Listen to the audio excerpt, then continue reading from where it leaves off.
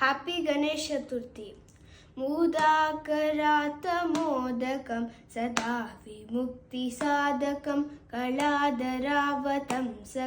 विलासिलोकरक्षकम् अनायकैकनायकं विनाशिते बदैत्यकं नटाशुभाशुनाशकं नमामि तं विनायकम्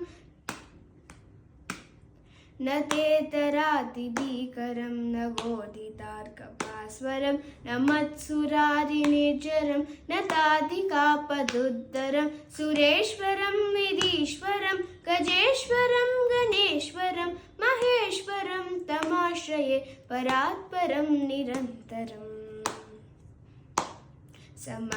समस्तलोकशङ्करं निरस्तदैत्यकुञ्जरं दरेदरोदरं वरं वरेबमत्रमक्षरं कृपाकरं क्षमाकरं मुदाकरं यशस्करं मनस्करं तमस्कृतां नमस्करोमि भास्वरम्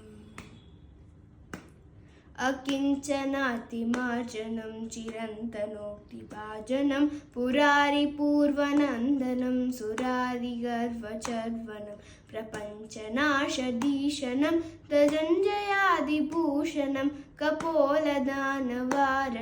भजे पुराणवारणम्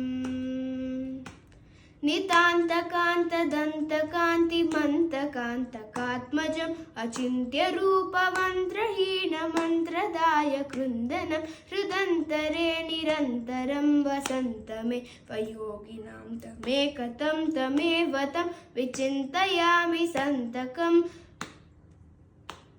महागणेश पञ्चरत्नमादरेणयोर्वहं प्रजल्पति प्रभाकते हृदीश्वरं गजेश्वरम् अरोगतामदोषतां सुसाहितीं सुपुत्रतां समाहितायुरष्टभूत् मभ्युपैति सोचिरात्